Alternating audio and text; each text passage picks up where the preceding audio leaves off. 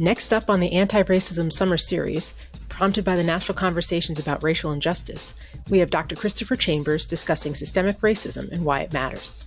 Dr. Chambers is a member of the college's Department of Sociology and Anthropology, and he will be faculty in residence for the Center at Moore Hall this fall. His discussion introduces listeners to the sociological roots of the term systemic racism. The presentation was moderated by Jolson Rodriguez, a member of the class of 2021 and a public and community service studies major. So welcome everyone to our conversation today. I just want to begin by saying that I believe I can safely say that the majority of people in attendance have some connection to Providence College.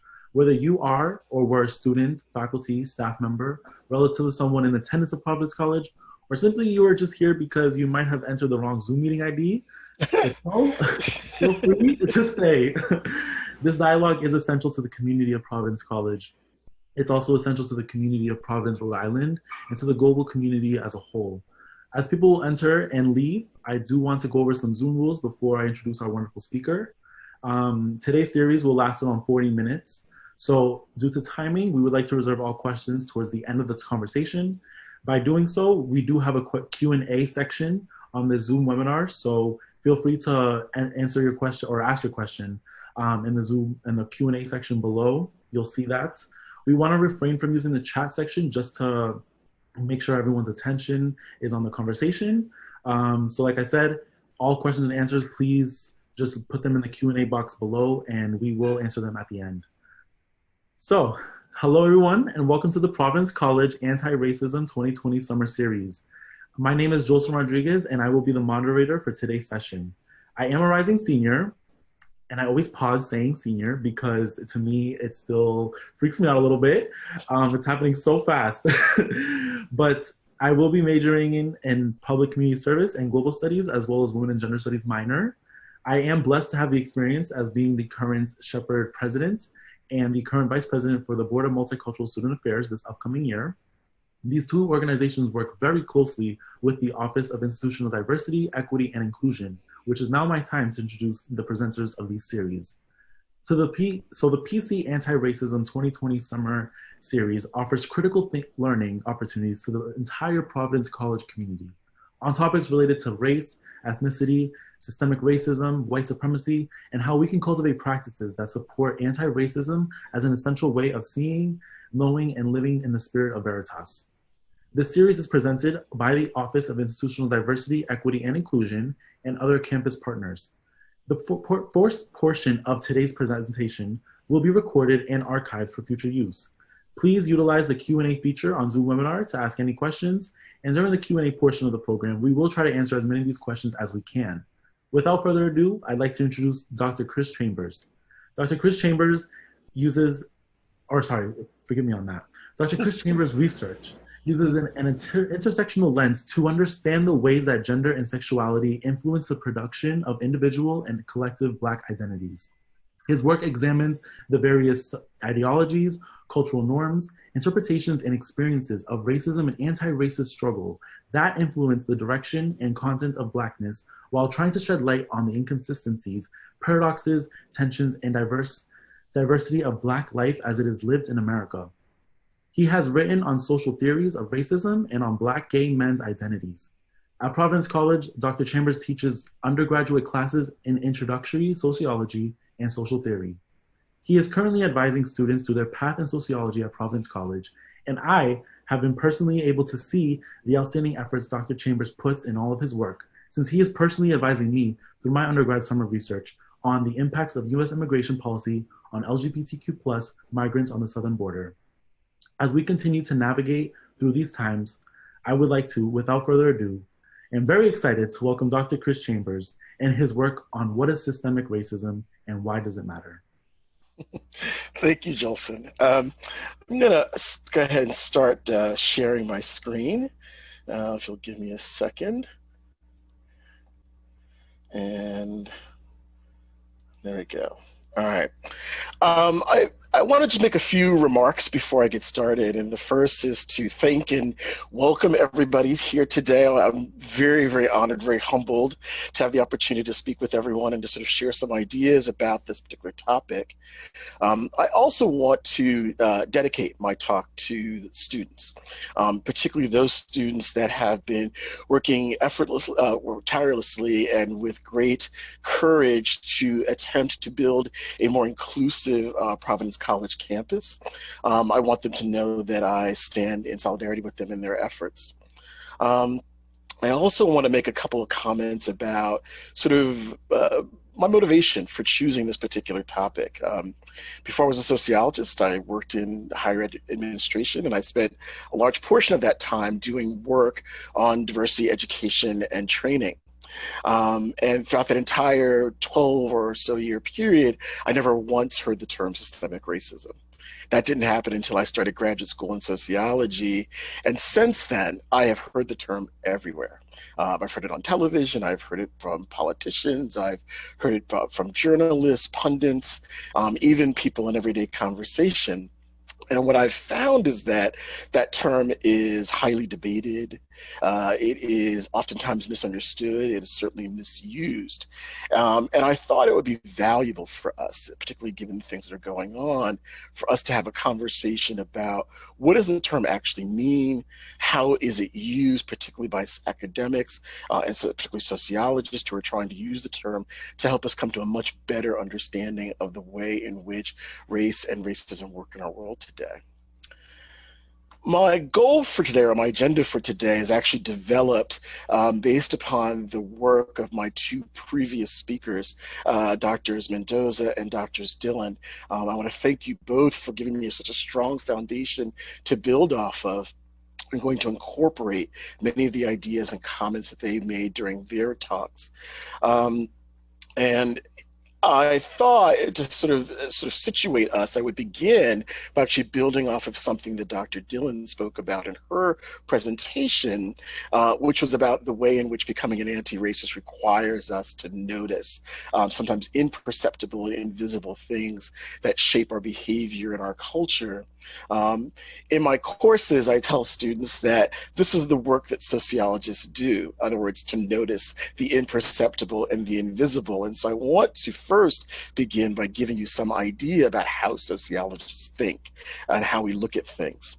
From there, we'll talk about what systemic racism is, look at some of its claims and assumptions before turning to a case study where we'll basically look at how would systemic racism attempt to make sense of the current state of sort of policing in America, and then we'll take questions. So let's begin. I wanted to start off, I think, by asking a reflection question. And I want you to take a moment and think about how would you answer the question, what is racism? All right, so think about what words come to mind, what kinds of concepts come to mind, experiences, behaviors, what kinds of images. I'd imagine that for most of you, the term itself brings to mind images of the Klan, or perhaps of neo-Nazis. Maybe you think about white nationalists, or more recently, you might be thinking about the alt-right or the Proud Boys. You might even be thinking about perhaps the militia movement.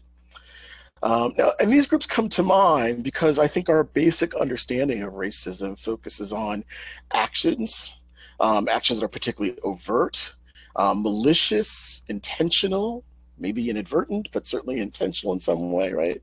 And this fits, I think, our general view that racism is fundamentally about bad people or people doing bad things.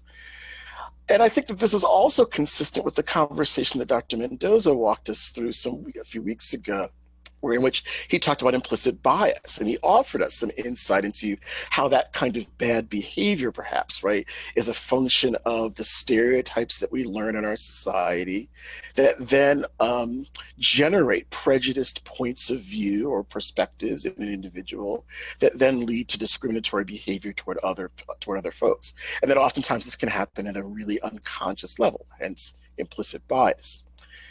But I want to argue that I think that while useful, that this particular framework helps us to only understand part of the question or part of the issue, right? And I say that because implicit bias is a really useful way of understanding the action of individuals, right? What do people do? How do people think? But if you think about this more deeply, none of us as an individual, none of us as people tends to exist in sort of isolation. We, in fact, as individuals exist as a part of a variety of groups, institutions, cultures, our family, our educational system, the legal system, and we are both participants in these things as well as co-creators of them. And more importantly, each of these settings, each of these contexts that we participate in also carry with them a set of expectations, norms, rules that we're taught and urged to follow. Sometimes they can be clear, like when a parent corrects a child, but sometimes they're not so obvious. So for example, in my introductory sociology course every year, I will ask students to reflect on how do we get food in a food court? And with some prompting, they'll eventually describe going into a food court, deciding where they want to eat, getting on the end of the line. When it's their turn, they order their food, pay for their food, take their food, and go sit down and eat it. And I asked them eventually to talk about how they learned this. And what I want them to take away from the exercise is that we behave in this way at a food court, not because there's signage in every food court that tells you what to do. Instead, the rules are actually unwritten and unspoken, but they still govern our behavior, and we're expected to follow them if we want to participate. We might learn them from our families or from our friends, or if you've ever been in a food court and gotten any of that wrong, you know that you can also learn it from the other people who are there, who will be happy to correct you, although not always in the most polite of ways. And when we think about all that, we call this in sociology the social structure, right? This collection of rules and norms and expectations that we follow. And I tell my students that while the structure may not always be visible or easy to see, it's there.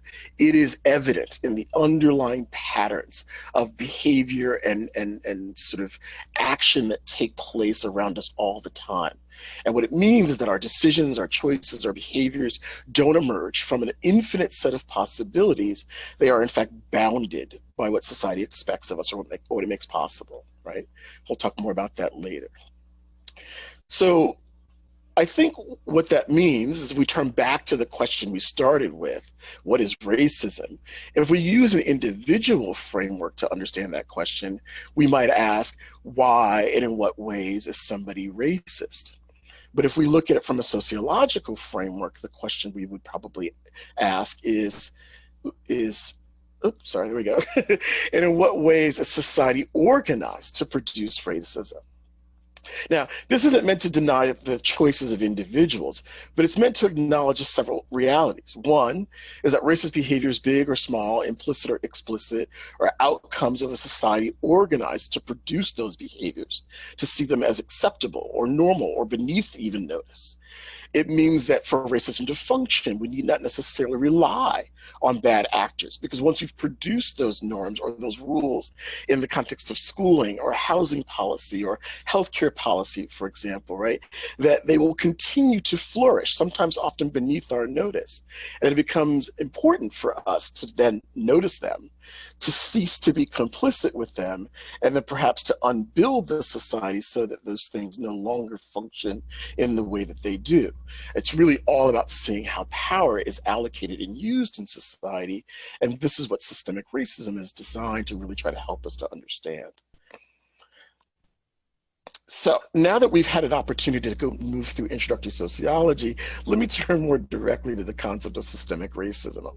I want to begin with a definition, and I think that the one definition that I probably would use to describe what systemic racism is to say that it is the political, social, and economic arrangements of a society that produce racial hierarchy, which can be described as the inequitable distribution of resources and opportunities along racial lines. And it does this via the operation of the rules, norms, laws, beliefs, or values of a society that are evident in its organizations and institutions, right?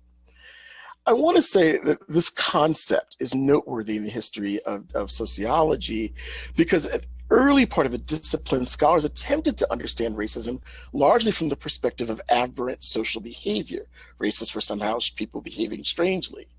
And that the research tended to try to understand how people became racist or developed racist attitudes, what inspired them to act on those ideas, to what extent certain features of group dynamics or social status shaped the sort of conditions that became racist action. And it wasn't until after the civil rights movement when many scholars began to notice that racism persisted in American society, despite the fact that there were no longer laws to protect it or to demand it, that people began to think that we needed to have a much deeper analysis about what racism is and how it functions. And that this new analysis could explain what that racism was, why it existed in this post-civil rights era, and in what ways our systems, our structure, as it were, was put together in a way that allowed it to be maintained over that period of time. Let me try to explain this or sort of illustrate it in a more practical way. And if you'll bear with me, I want to use a bit of a metaphor. Let's assume that you are about to buy a house, right? It's a nice, cute little cottage, 2 stories. It's got a nice, spacious living room. It's got an updated kitchen with an ample counter space and cabinetry. It even has a wonderful set of bedrooms that are very spacious, a nice bathroom that's been recently updated, and it even has a really nice sort of partially finished basement because, well, the kids have to have some place to play when it's raining outside, right? So that minus some cosmetic changes, the house seems fine to you, right? Maybe even perfect. Now let's imagine if you were doing this and you lived in a wheelchair, right? You would find that suddenly this incredibly perfect house, maybe is less than perfect. That spacious living room, not so much useful to you because you're not going to be able to get into the house because there are stairs at the front. That really wonderfully remodeled kitchen, you can't probably reach any of those upper level cabinets. You may not even be able to reach the countertops. Forget the spacious bedrooms because you can't get upstairs. You can't even get upstairs to use the bathroom. And you're probably never going to get a chance to see or use the partially finished basement that you thought was such a great sort of addition to the home. And imagine if rather than have people acknowledge the limitations of this house for you to be able to live in it or offer suggestions for how to remake the house, they would tell you, well, that's just the way houses are made. Or if you tried hard enough, you'd be able to live in it. Or why do you complain so much about houses, right? And imagine if this was your experience everywhere that you went to go look at a house. And you realize that everyone that lived in a wheelchair had to deal with these kinds of experiences. You would be frustrated that what other people didn't notice, that there's something wrong with the way we build houses. There's something wrong with the structure, right? And it's the ability to notice that becomes important in being able to fundamentally address it, right? Maybe we could build houses a different way, right? So this is, again, what sort of structural systemic racism attempts to try to deal with or to understand. And I thought it'd be helpful as a way of articulating some of its claims and assumptions to look at them more explicitly. So let's take a look. And in this area, I want to synthesize the work done by a number of scholars, some sociologists, Eduardo Bonilla Silva, Jennifer Mueller, and my own mentor, Joe Fagan, as well as legal scholars, Richard Delgado and Jean Stefancic. People who work on systemic racism argue 5 key things. One, they argue that systemic racism, or that racism in general, is both foundational, historical, and ordinary. Foundational in the sense that there was tremendous violence and dehumanization done in the founding of America and throughout its history, much of which was actively discussed by founders, codified in important key documents and the law, formalized in the construction of America, and became the blueprint for the nation, in fact. There's no mention of Blacks in any of our finding documents other than as slaves. Native Americans are absent, right? And also, in many respects, the idea of race is enshrined in the protections that built the country. It is historical in the sense that if we want to understand racial dynamics today, we have to understand where they come from, their evolution. None of us are who we are today without the threads that connect us to who we were prior as children, as adolescents, young adults. Similarly, to understand the patterns of race and racism that exist today, we have to understand where they come from and that they're ordinary. I tell my students that we would fail to understand racism if we only sought out the extraordinary events. Racist structures, cultural norms, practices, policy, these are common features of American society. They're not aberrant add-ons. And as a result, the most insidious stuff actually happens right in front of us. Systemic racism also argues that racism is both hierarchical and divisive. So that race as an idea, and as we conceive of it in our modern nation, was created to justify things like imperialism and slavery. It was not created just as a way to sort of note differences among people, like flavors of ice cream. The concept had built into it ideas about the relative inferiority of certain racial groups relative to whites, and the idea that that meant that non-whites were less human, less civilized, less intelligent, and less blessed relative to whites. And this means that as a result, the idea of race has built into it notions about group identity and status that mean that giving and taking means, in fact, conflict. And so that's something that we have to sort of think about as well. In addition to that, the systemic racism argues that there are privileges and disadvantages built into racism. Once we have group interests and the idea that we allocate resources and opportunities in society according to those interests, that means that some people get at the expense of others. And sociologists, for example, and other social scientists have acknowledged that if we look at any single metric of social opportunity in our society, we'll find that whites outpace Blacks, Latinos, Native Americans in every single one of them, whether we're talking about health, education, income, wealth attainment, hiring, promotion, criminal justice, housing, etc. Right? So there is definitely this dynamic built into race, that there is a system of advantage and disadvantage that's connected to it. In addition to those ideas, Dr. Dillon raised in her comments the question about why don't we notice racism, or why don't we do anything to act? And she cited several examples of this in her work. And I think the answer to that question is about acknowledging that our society, or that more explicitly our culture, produces a belief system or a worldview that seeks to normalize racial inequality. It renders it invisible, or at the very least palatable, right? And typically it teaches us, particularly whites, to see it as a natural aspect of society, something that's not our fault, something which we should not be concerned about, or that can be readily explained away. In fact, in some writing about this, people talk about how our culture creates for us ready storylines for us to use when people confront us with claims about racism. We're taught to say, well, those people are naturally lazy, so that explains things. Or I don't see race, so that we can ignore what's going on. Or to disavow claims of racism as hyperbole or exaggeration. I mean, even in this age of video, we find that oftentimes when people will document events that are racist in nature and post the videos to social media, the commentary will include things, well, what happened before the video, right? Now, this happens in part because research indicates that we currently are living at one of the an era that is one of the most segregated in American history, where in effect, Blacks and whites and other people of color live fundamentally separated from each other. We worship fundamentally separated from each other.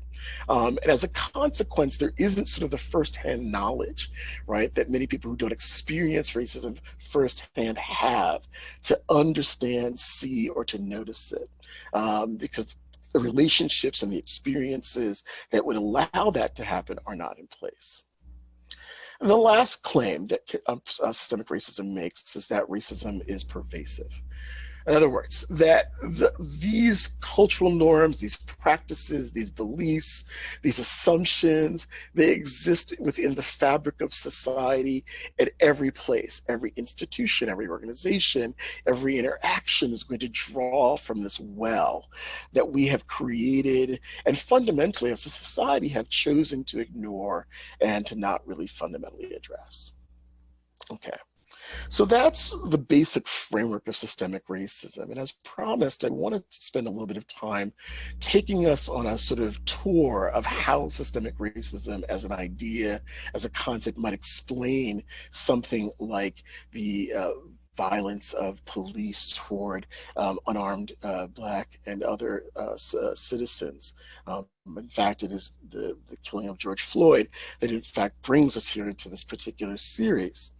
And I think that this particular issue is a valuable one to look at because the evidence seems to indicate that more Blacks than any other group are killed. Well, not more Blacks in raw numbers, but the Blacks are much more likely to be killed by police in the course of police carrying out their duties. In fact, 3 times as much. If put another way, if Blacks are 13% of the population, they comprise 28% of the people killed by police. And statistics seem to indicate that since 2013, the number of people killed by police each year has been going up. So if we were using then systemic racism as a framework to try to make sense of this, versus, let's say, an individual framework, rather than ask the question, why did George Floyd die, right? Or why was he killed? We should ask the question instead, what factors in our society lead us to this place where many unarmed Black, and we can also say Latino and Native American men, women, and children are dying at the hands of police? I think to understand this, we have to think about the kinds of spaces, the neighborhoods in which many of these kinds of incidents occur, or in which the people who are sort of caught up in this phenomena tend to live. And this sort of typical inner city neighborhood, as it were, might be, how does it get to be so dangerous? And to answer that question, I want to rely heavily on arguments made by Michelle Alexander in her book, The New Jim Crow, as well as the website Mapping Police Violence and a report from the Witherspoon Institute, which I think all sort of speak incredibly well to this question. And I also want to say that I'm going to try to take us through a comprehensive but very quick analysis. And so I'm not going to be able to sort of explain everything in detail. So maybe we can address some of this in the Q&A afterwards. So let's go back to this neighborhood. How do we get to a neighborhood in which this kind of violence takes place? And I think it's important to acknowledge first and foremost that this kind of a neighborhood was made by public policy. And it begins with how the neighborhood becomes impoverished. One input into that is redlining, a practice that begins in 1934 that establishes federally backed mortgage loans, and because it denied loans for the purchase of homes in neighborhoods that were deemed undesirable, largely because of the percentage of non-white residents, that meant that in effect, as home buying became the norm in American society for a large segment of the population, that most of those people who were able to do so were white, and most of those people who were able to do so did so in neighborhoods that were not inclusive of people who were not like them. The result of this was that it left in many urban areas a condition of white flight as residents began to leave these neighborhoods where these loans were not available to be made. And as a consequence, the values of those homes go down. There's a mass exodus into the suburbs where home values go up, and where, in many respects, these residents are looking for a promise that the conditions that created their need to leave the prior neighborhood are not going to be recreated. Unfortunately, what it also meant was that many of the businesses and the jobs that they held in cities also followed them out to the suburbs, all of which has a consequence on the tax base of this particular community. The result is that these communities lose services. They lose things like they're all funded through property taxes. They lose access to funding schools, hospitals, fire, sanitation, and even code enforcement. Things we should think about when we think about why urban neighborhoods that are poor look the way that they do. And the result of all this is that it indicates a neighborhood of entrenched poverty. People born here are going to be undereducated here, qualify for low-paying jobs that are still left here, and as they will grow old, they will die here, and then when they have children, their children will move through the same cycle, barring some lucky opportunity that will allow them to escape it. If we think about the conditions or the quality of this neighborhood, we have to acknowledge the fact that it'll be a neighborhood in which things like crime and drugs will be rampant.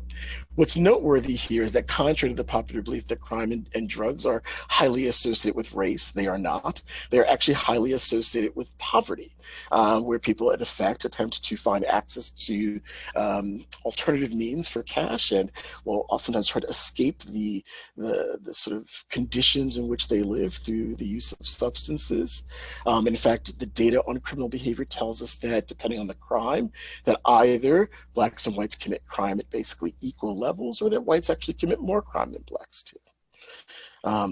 But what it does, the belief that this is a sort of racialized thing, is it creates a bunch of stereotypes about these groups of people that become sort of the foundation of society and how we think about crime and how we therefore should address it.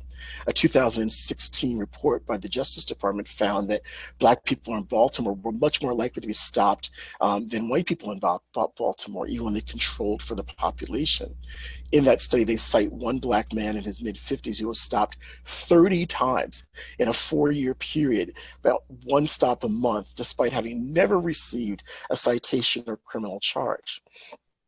That same report went on to talk about how police were much more likely with Black residents to use force, to target residents of color, to stop and ticket them, almost in every certain aspect of their policing, which gives us a sense then of how all of these things could begin to play out.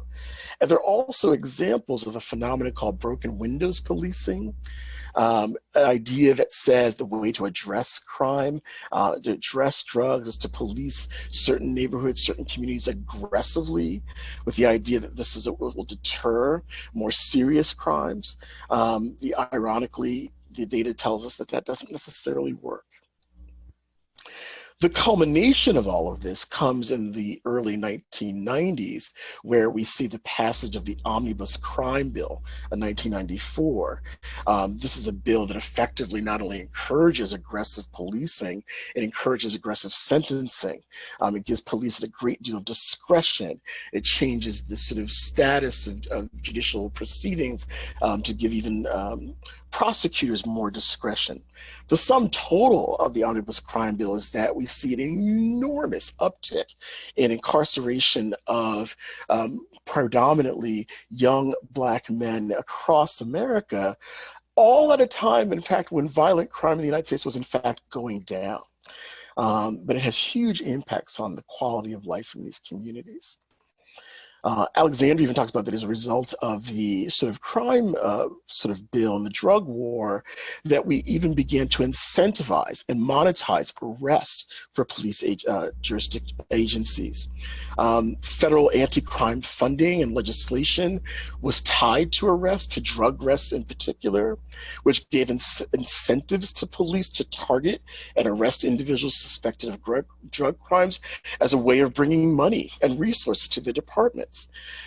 These laws also saw the expansion of asset forfeiture laws. These were laws that were originally written with organized crime in mind. You get involved in organized crime and we can seize your assets as a way of sort of preventing that crime from taking place. These laws got applied to sort of drug crimes, and that allowed police departments to arrest people suspected of drug crimes and collect everything of value: their houses, their cars, their equipment, even the money in their wallets. And if convicted on a charge, they could keep those assets and sell them as a way of bringing sort of funding into their budgets. We also now see that more commonly, police are trained using military-grade training and equipment. I was listening to an NPR interview yesterday where one of the researchers was talking about that police training now tends to prime trainee police to see lethal danger everywhere and to believe that if they shoot first, that they will save lives. And so as a consequence, it primes them to sort of be much more ready to use a weapon. In addition to that, if we go back to the omnibus crime bill, there are now federal grants and programs that make it possible for them to police in this way with the addition of SWAT teams, tanks, bazookas, grenade launchers, helicopters, and the like. In addition, we also have a situation where there is, that's one too many, where there's increased police discretion. If we think about the question of like, why are police to do things like stop and frisk or search someone without a warrant, or even claim in the aftermath of a shooting that they were only fearing for their lives, and so therefore lethal force was justified. This is because courts have increasingly over the years interpreted the law that governs policing in a way that says that even when it comes to individuals' constitutional rights, that police should be allowed the broadest discretion possible to do whatever they wish, premised on this idea that because their fundamental duty is to prevent crime, to prevent violence, which is often unpredictable and furtive, that they cannot have their hands tied in any way possible. Right. And then finally, we have to look at sort of what the practice of policing looks like in some other ways as well. So if we look at, for example, the culture of policing, and many of you may have already heard this about how policing as an institution starts in slave patrols. It even starts in Texas Rangers, who protected the interest of whites and were quite brutal in terms of their treatment of slaves and others. Which means that we have an institution that has a long history of enacting violence against Blacks, Mexicans, Native Americans, a history of using force, one that we particularly see when police were used to break up labor strikes in the most brutal and violent of ways. So this creates an institution where the use of force, the use of violence, particularly against those who are disenfranchised, is common and expected in many ways. And in fact, in 2006, the FBI issued a report stating that white supremacists and skinheads were infiltrating America's police forces. And despite that, there's been little effort to actually try to address that. There is, of course, as well among police officers, this informal code, the blue wall of silence, that basically tells officers do not report on colleagues' errors or misconduct or crime. And if you choose to do so, you can risk, in fact, losing the support of your fellow officers, which is detrimental when you're out in the field trying to save lives. We also have to think about the influence and power of police unions. In 2018, there was a University of Oxford study of the 100 largest American cities and found that the extent of protections that that unions have achieved for police in their contracts was a direct and positive correlation to the amount of violence that police mete out against citizens. Contracts over the years have added so many protections for police that it has effectively shielded bad cops from discipline. These contracts have opposed things like background checks against potential police officers, called for the erasure of disciplinary records, sometimes in as short a period of time as 6 months. They fought the creation of national databases so that if you are fired on misconduct in Seattle, that you can't then get hired in Atlanta like 2 days later because they would know about that misconduct. Now that does not happen. Even the grievance and arbitration procedures these contracts dictate are often sort of biased in favor of the officers in their discretion. There's also been increasing concern about qualified immunity, this doctrine that says that police officers, like other public officials, are not liable for breaking the law. And for many folks, this means that many police officers operate with a sense that they are, in fact, above the law. And in fact, qualified immunity has been used to shield departments and particular officers from investigation, in some cases, as well as to protect them from accountability, even when they're found responsible for wrongdoing. In fact, when we hear about payouts that are done in the wake of some type of wrongdoing by a police officer, it's worth noting that those payouts are not done by police departments, police unions, or individual police officers. Those payouts are done by taxpayers. And then finally, we have to acknowledge the fact that we really have poor access to data. That there are laws in place that actually require the collection of information about police, people who die in police custody. Those laws are in fact not well funded, and as a consequence, the data on who dies at the hands of police is not consistently kept. And where we do have access to data, most scholars and even politicians argue that that data is not very reliable. There is lots of underreporting, there are lots of inaccuracies, and in fact, most people these days rely on a number of sort of independent sources to help us to keep tabs on the amount of violence that happens at the hands of police in America.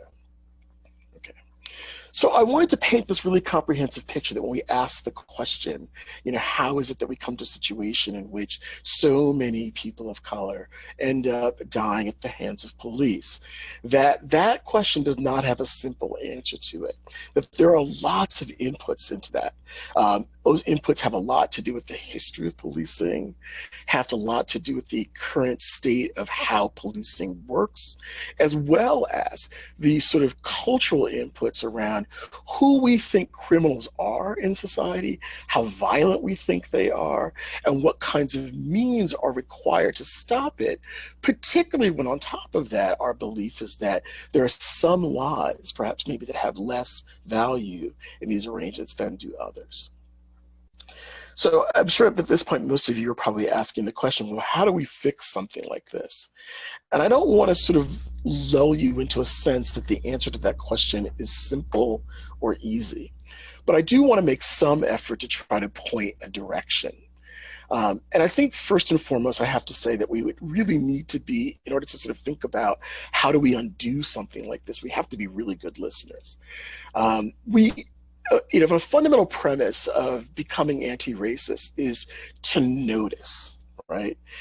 And particularly to notice things that we're not taught to notice, we're actively discouraged from noticing. Then that means that we have to be the kind of people who are willing to not only notice, but listen to other people who are noticing and pay attention to what it is they're trying to tell us. There are some scholars who argue that in order for particularly whites to understand racism, they have to really sort of decenter their own experiences of the world and listen to the stories of people of color who encounter racism on a regular basis in order to understand that the world may be very well structured in a way that fits them and is comfortable for them, but not for everyone, right? So we have to be good listeners. But I think in addition to being good listeners, we have to learn. So that means that we have to be willing to acknowledge that sometimes that we have to shift our perspective. We have to shift our understanding. We have to have access and an openness to new information. And that once we do that, I think that's really what allows us to sort of go about diagnosing what is that needs to change. I used an example with a friend of mine the other day as I was sort of preparing for this talk to say, if any of us went to the doctor and said, the doctor, I don't feel well, and gave them our symptoms, none of us would want to hear the doctor say, oh, that sounds terrible. Well, good luck, or, I hope you feel better, or perhaps tell us why they think that we have gout when we just basically give them the symptoms, for the flu. We want someone who's going to listen to us, take that information and use it to make a diagnosis. And unless we're willing to listen and learn, we can't make a good diagnosis. Some of what we'll do, I think, in terms of prescription will be about changing laws and policies. We could do something very different, for example, about qualified immunity. We could do something very, very different about the power and role of police unions in our society. We could do something very different about the kinds of ways in which we afford resources to inner city communities.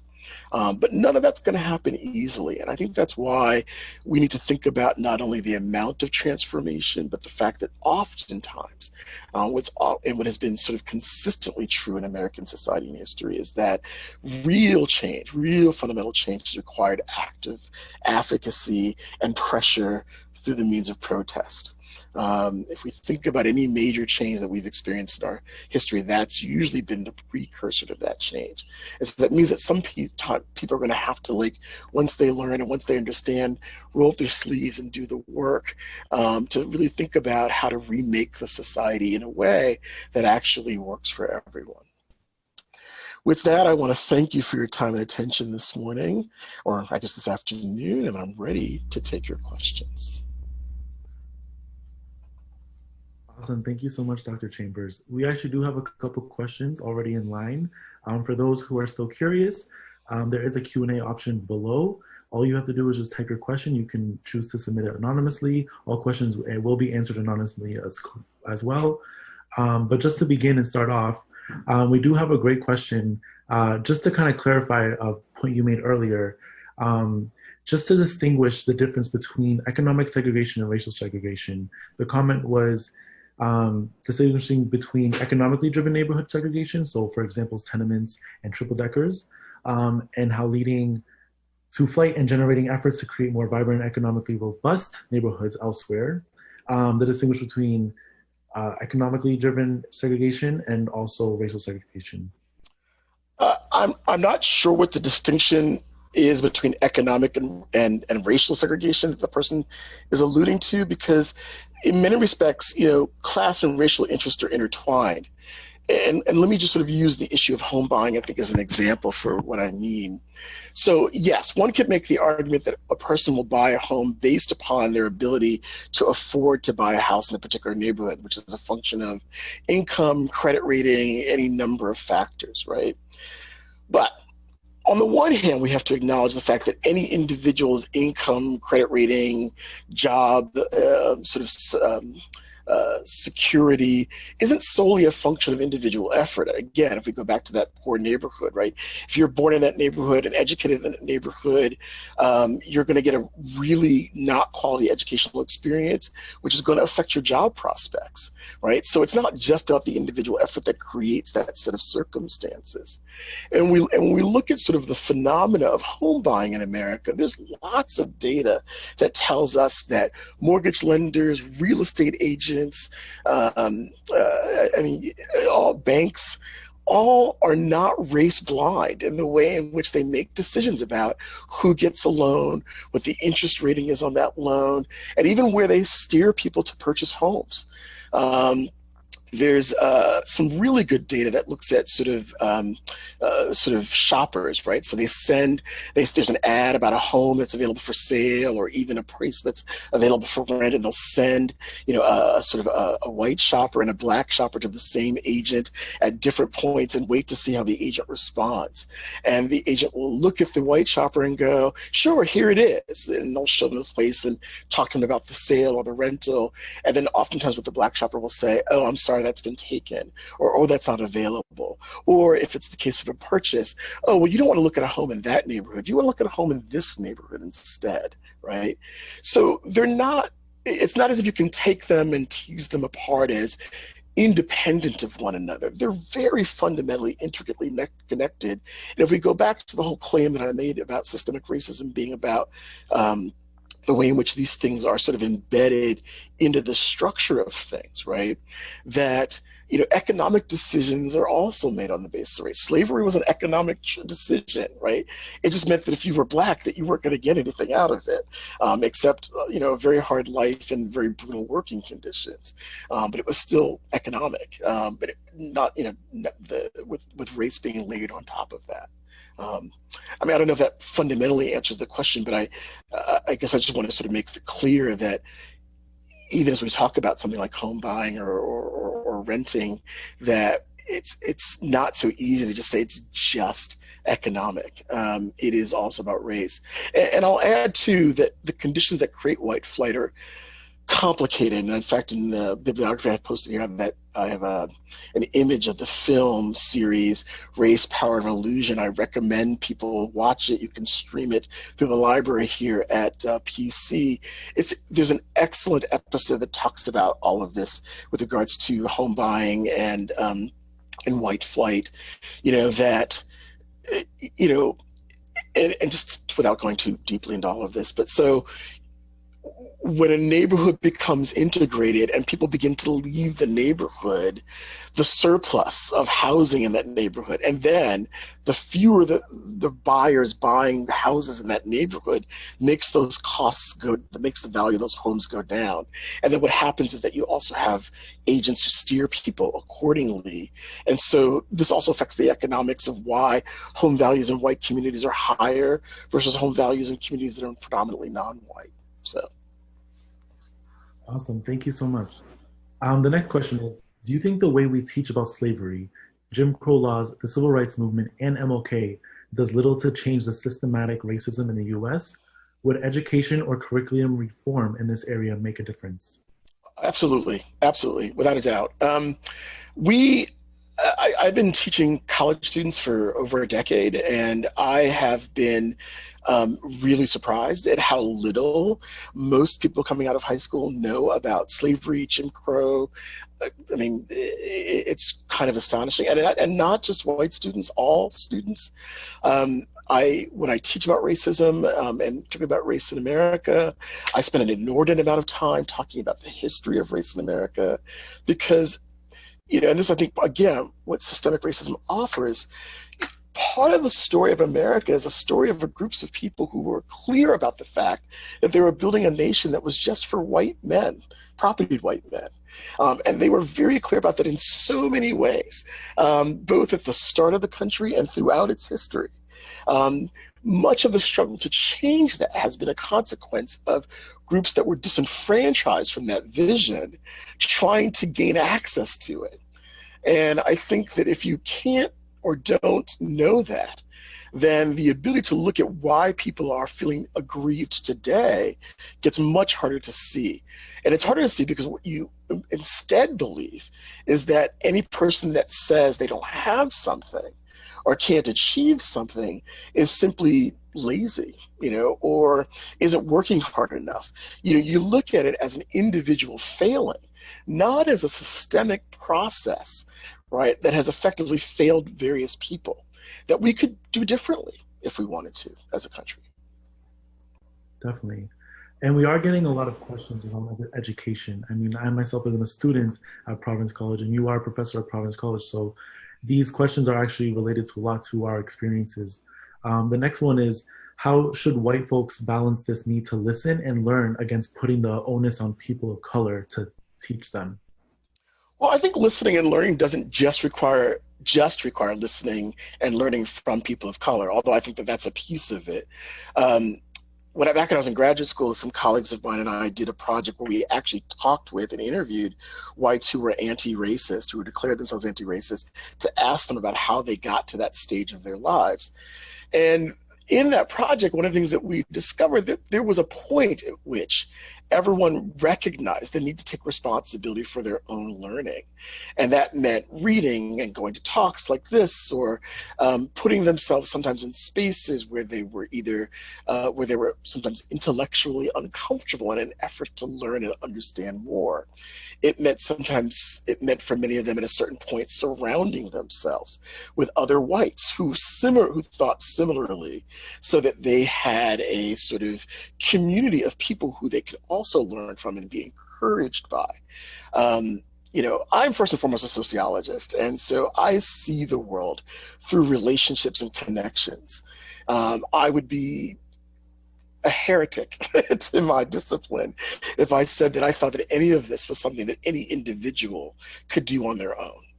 It's hard work, and I even, when I try to teach about it, situate myself in that space by talking to students about the work I've done in my own life, right, to unlearn, sexism and to unlearn misogyny. That wasn't easy work, and I do it daily. And so I think the same is true and certainly possible for whites who are interested in committing themselves to anti-racism as well. Definitely, definitely. The next question we have is actually kind of towards police defunding. So how do you understand the demand, defund the police, and should we do that? That's a good question. I have come to understand it as meaning several things. I think first and foremost, there are people who argue that defunding the police begins with us needing to have a conversation as a society about what is it we expect police to do and what is their role in our society. We have, I think, fundamentally defaulted to police the job of dealing with every single social ill that we as a society do not want to deal with. We expect police to manage the sort of aftermath of poverty. We expect police to manage mental illness. We expect police to manage the lack of effective social supports for individuals in crisis. These are not jobs that police are well equipped to do. And we should think deeply about whether or not we should therefore take some of the resources that we give to police and put them back into things like social services programs and counseling programs and that are available to the general public and affordable for the average citizen. Healthcare alone, could, putting funding into healthcare alone as a public good could go a long way, I think, in that respect. So I think there's that question. I think there's also a question to be asked, if we go back to some of the things I mentioned in my talk about, to what extent do we, when we say to police departments, you can get more money if you arrest more people this year. You can have more tanks if you arrest more people this year. You can have more grenade launchers if you arrest people. To what extent is that the society we want to build? And are those resources well spent? And could we, in terms of building productive communities, take those financial resources and place them elsewhere? I know that there are some people who think that when we talk about defund the police or get rid of the police, that we're talking about anarchy. And I've not heard anyone who has made that call talking about that. There's certainly, I think, on probably the more radical end of that conversation, the notion of going more towards sort of citizen kind of security service. I couldn't say that I know enough or have thought enough about that to know what I think about that. I can see some reasons why that might be a positive idea, but a lot of reasons why I think, given the nature of our society, why that would be a really, really tragic idea. But I definitely think on the whole, the question of defunding the police gets us to really think deeply about what are police doing? How do they do it? How do we fund that? And are we, in many respects, sending the kind of message that rather than deal with poverty as a society, which we could very well do, not easily, rather than deal with drug abuse as a society, which we could very well do, but not easily, rather than do any of that, we'd rather just call the police and help and ask them to deal with it under circumstances where they think everybody is going to shoot and kill them, and therefore they shoot first. Is that really the best way to deal with that? Definitely. Thank you. So another question we have is, can you share your thoughts on how systematic racism actually plays in college? I know it's been talked about a lot, it's been on a lot of our minds, but as students of color, as faculty and staff of color, we kind of get a different perspective of how it plays. But from outsider views, how would you think it's interpreted, as well as what are the elements in possibly knocking it down within a higher education environment? Yeah, that's a great question, and probably not one I can answer effectively in 3 minutes, but I'll do my best. I'm reminded of years ago sitting through a talk that the once alive scholar Manny Marable gave on this topic, and I remember somebody asked this very question, and he said, "You have to rethink the purpose, rethink the foundation." And I was like, what does that mean? It felt like I was sitting here listening to the Oracle of Delphi. And I think I've since then come to understand what he was trying to say. Higher education in America has, as its history, was an institution created to educate the elite. It was never meant to be a public enterprise. Much of what we do, how we do things, and continue to do in our culture, replicate that, sometimes in very quiet and ways. Even the idea that, getting a higher education, getting a degree is valuable toward a more productive life. Well, the more productive life we're talking about is one that's middle class and above, right? And that's not saying that middle class life is a bad thing. I'm sure most of us would probably have no problem with aspiring to middle class life. The idea being that, what does it mean then that we set people up to think about what it requires to gain entrance to that, and what obligations you have to perpetuate it on the other end? We need to think about then what not only some really fundamental things like who gets into college and how we make that college more accessible as an enterprise, how we make it more affordable, who teaches, what we're teaching, who's represented, what topics we're willing to talk about. We can't say we're preparing people for society and for the future and then be afraid to talk about race, or be afraid to talk about sexism, or be afraid to address, homophobia, things like that. I tell my students near the end of the semester, as we're talking in introductory sociology, demographic data tells us that by 2050, 2080, somewhere in that ballpark, it keeps shifting out a bit, we're going to become a majority non-white society. And what kind of society are we going to be when that happens? Is the question I often ask myself. And now is when we have to start thinking about that, because, if we're not prepared for when that happens, I don't know what it is that we'll expect. But I think in relationship to your question, it means, at least in higher education, we have to be willing to rethink everything that we do, and the assumptions and the privileges that those things support, and be open to rethinking and redoing it all in a very, very different way.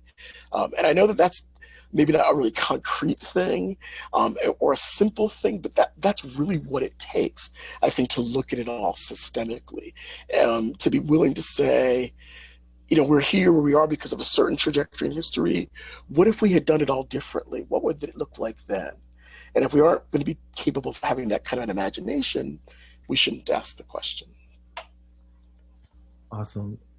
Unfortunately, due to timing, I do have to be the bad person here and end this informative and amazing session. Dr. Chambers, I cannot thank you personally enough for being willing to spend the time not only explaining what is systemic racism and what are the difficulties, what are the challenges behind it, and what can we do to address it, but also spending the time to answer these questions.